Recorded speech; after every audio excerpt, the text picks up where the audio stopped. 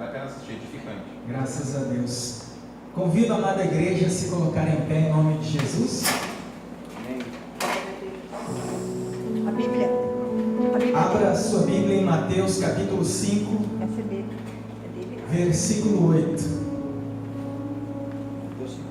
Mateus capítulo 5, versículo 8.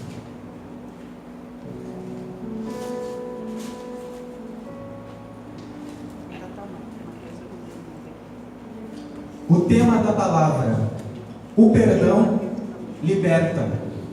Amém. Aleluia. Amém.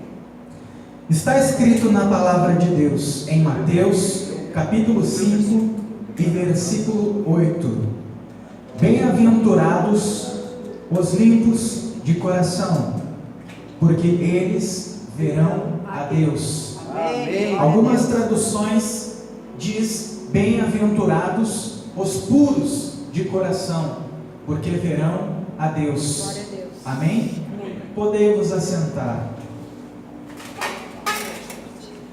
Essa é uma mensagem que seria de 50 minutos. Eu vou reduzir ela para 15. Então eu quero que você olhe para mim e me dê toda a tua atenção. O Senhor Jesus propôs uma parábola aos seus discípulos e ele lhes falou acerca do perdão. Ele lhes disse: o reino dos céus é semelhante a um rei que decidiu ajustar as contas com os seus servos, e passando a fazê-lo, trouxeram-lhe um homem que lhe devia 10.000 talentos, uma quantia equivalente a aproximadamente 180 anos de trabalho, um valor que ele jamais conseguiria pagar. Ele tinha para com o rei uma dívida impagável. Então o rei, segundo o costume, a tradição da época, ordenou que aquele homem fosse preso e trabalhasse como escravo, até que toda a dívida fosse paga.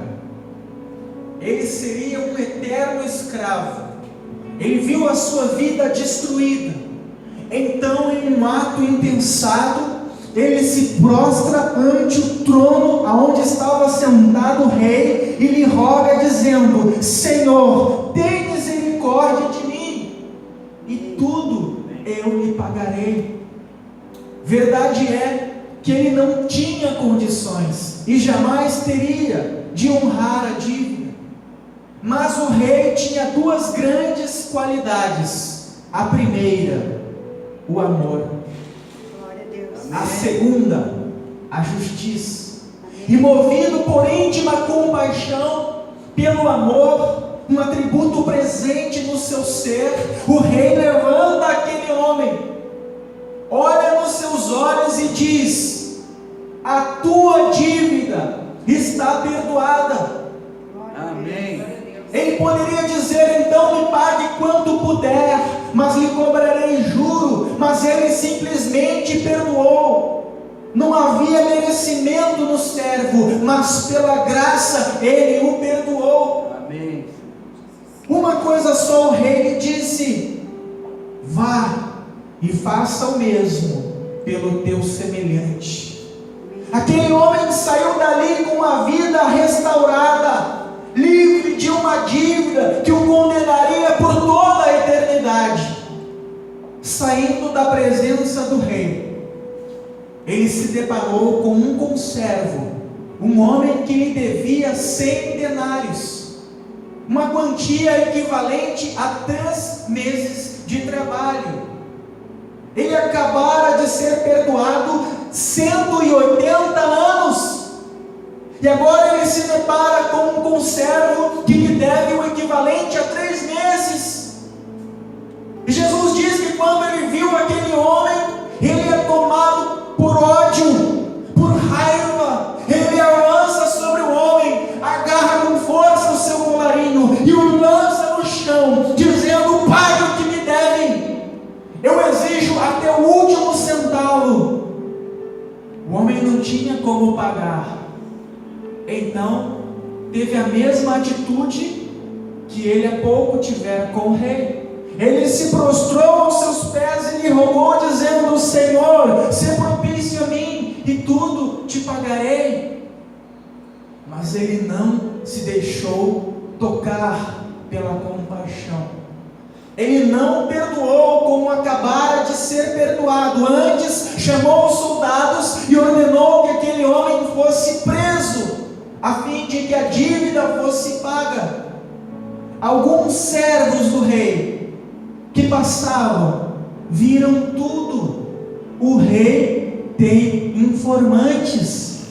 O rei sabe todas as coisas. Nada passa em oculto ao seu saber. E aqueles servos muito tristes foram relatar ao rei o acontecido. Eles chegaram diante do rei e lhe disseram: ó rei, que vive para sempre, lembra daquele servo que há pouco esteve junto de ti, o qual tinha para com o Senhor uma dívida impagável, e o Senhor lhe perdoou? O rei disse: sim, há pouco nós o vimos. E ele lançou em prisão um conservo, porque este lhe devia 100 denários. O rei era amor, e o amor o fez perdoar, mas ele também era justiça. E a justiça determinou que ele tomasse uma decisão. Ele disse: tragam aquele servo imediatamente. Os servos do rei foram aquele que havia sido perdoado, mas não perdoou, e lhe disseram: o rei te chama, vem conosco. O intimaram e o trouxeram à sala do trono. E quando ele se colocou diante do rei, antes que ele pudesse falar, porque as nossas atitudes dizem mais que as nossas palavras, o rei lhe disse: servo malvado, eu perdoei toda a tua dívida, porque me suplicastes. Não devias tu fazer o mesmo pelo teu próximo? Porquanto não tivestes misericórdia do teu conservo, tampouco eu te perdoarei. Lancem-no na prisão, disse o rei, e que não saia de lá, até que o último centavo seja pago. E Jesus concluiu esta parábola dizendo: assim o meu Pai que está nos céus fará a todo aquele que não perdoar o seu próximo de todo o coração. Nessa parábola nós temos 3 personagens. O primeiro e principal, o rei, que simboliza o nosso Deus, aquele que está sentado no trono. Jeremias 17:10, a palavra diz que o Senhor retribuirá a cada um segundo as suas obras. Salmos diz que justiça e retidão são a base do seu trono. João diz que Deus é amor. Então, o nosso Deus é o rei, que tem como principais características amor e justiça. Amém. Diga graças a Deus. Amém. O segundo personagem, o servo, que tinha para com o rei uma dívida impagável, uma dívida que gerou escravidão eterna, simboliza você e eu. Romanos capítulo 5 diz que nós éramos inimigos de Deus, estávamos debaixo da ira justa de um Deus santo, vivíamos nas trevas como inimigos de Deus, mas Deus provou nos amar e nos resgatou, mas éramos inimigos, e não havia nada que pudéssemos fazer para pagar o preço pela nossa redenção. Salmos 39 diz que se o homem tentar pagar a salvação com joias ou pedras ou riquezas, estas acabariam antes. Não há o que possamos fazer, boas obras. A palavra diz que as nossas melhores obras são semelhantes a trapo imundo na presença de Deus. Nós não somos salvos por obras, nós não temos méritos. Nós somos salvos pela fé na obra perfeita de Jesus Cristo, realizada em nosso favor na cruz do Calvário. Não há salvação senão através da fé, para que o homem não tenha glória, mas toda a glória seja dada ao Cordeiro de Deus, que tira o pecado do mundo. A graça vem pela fé no Cordeiro. E um dia você ouviu a palavra que tem poder de transformar, e você contrito, arrependido, ciente do teu estado miserável, se prostrou diante do Rei, e você disse: Senhor, eu sou um miserável pecador, eu menti, eu roubei, eu forniquei, eu adulterei, eu fui escravo de vícios, eu fui maledicente, e não há nada que eu possa fazer para ser limpo pela minha força. Tem misericórdia de mim. E aquele que estava sentado no trono nos viu, não pelos nossos méritos, mas ele nos viu através daquele que tem as mãos furadas, daquele que verteu seu sangue para nos redimir. A palavra diz que pelas suas pisaduras fomos sarados. Jesus se despiu da sua glória, se fez homem e assumiu as nossas maldições. E hoje, quando Deus nos vê, Ele nos vê através daquele precioso sangue. Por isso, aos olhos de Deus o Pai, nós somos tão perfeitos e santos quanto o é o Senhor Jesus. Ninguém entrará no céu com uma justiça menor do que a justiça de Jesus, porque Jesus não apenas levou sobre si os nossos pecados, mas Ele nos cobriu com a sua justiça. Ele que cumpriu toda a lei nos deu mérito. Aos olhos do Pai é como se você tivesse cumprido toda a lei, porque você está em Cristo. E em Romanos capítulo 8, versículo 1 e 2 diz que não há condenação para aqueles que estão em Cristo Jesus, porque a lei do Espírito e da vida em Cristo Jesus te livrou da lei do pecado e da morte. Amém. Pela graça fomos perdoados, não tínhamos mérito.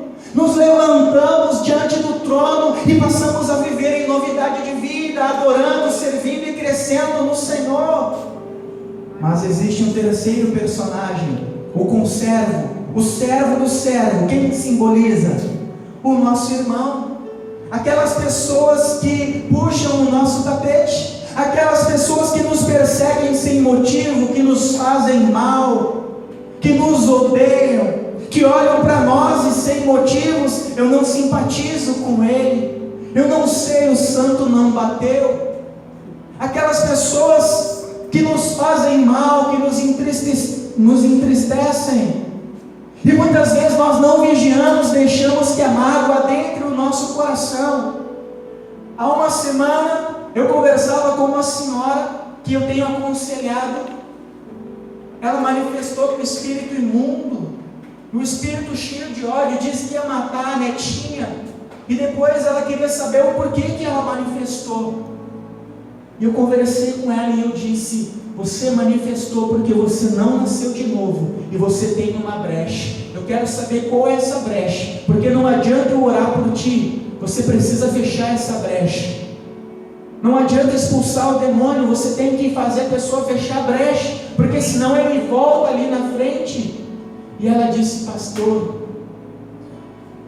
eu tenho ódio da esposa do meu filho. O meu filho morreu e na minha cabeça a culpa é dela.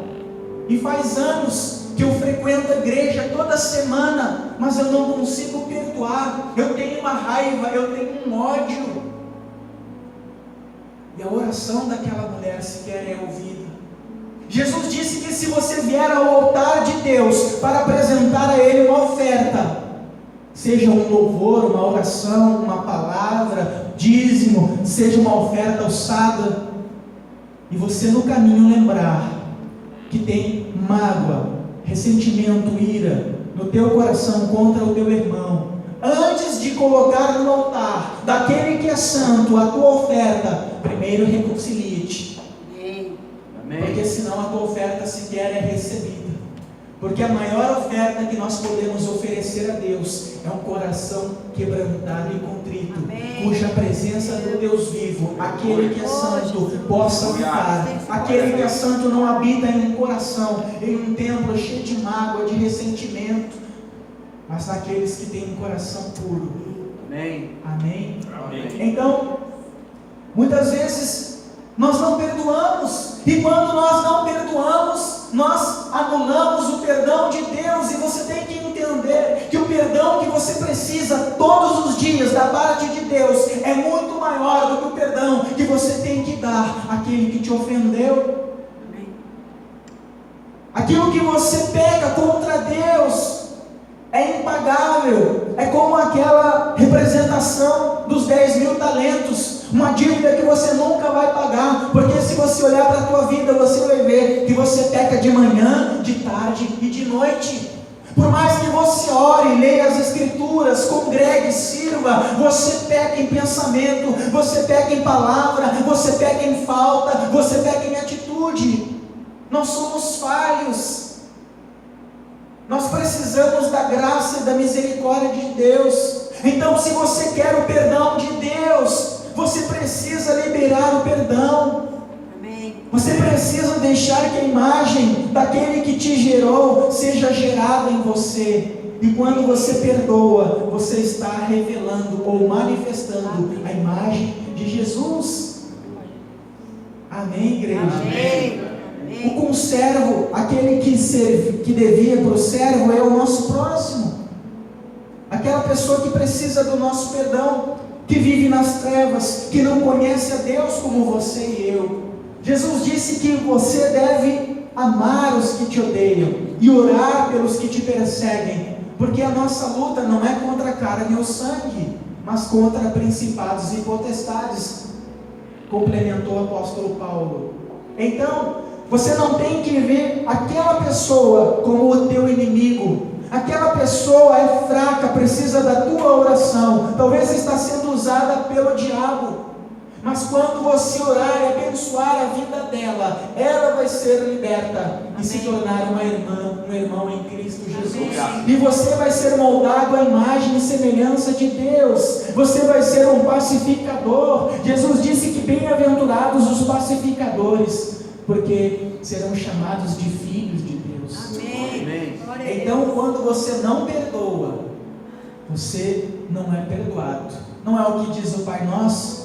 O que diz naquele versículo, naquele trecho do Pai Nosso? Pai, perdoa as nossas dívidas, perdoa as nossas ofensas. Tem muitas pessoas se condenando quando oram a oração do Pai Nosso, porque elas estão dizendo: Deus, perdoa a mim como eu tenho perdoado os meus ofensores. E ela não percebe que não tem perdoado e está trazendo condenação. Então, bem-aventurados os misericordiosos, porque alcançarão misericórdia.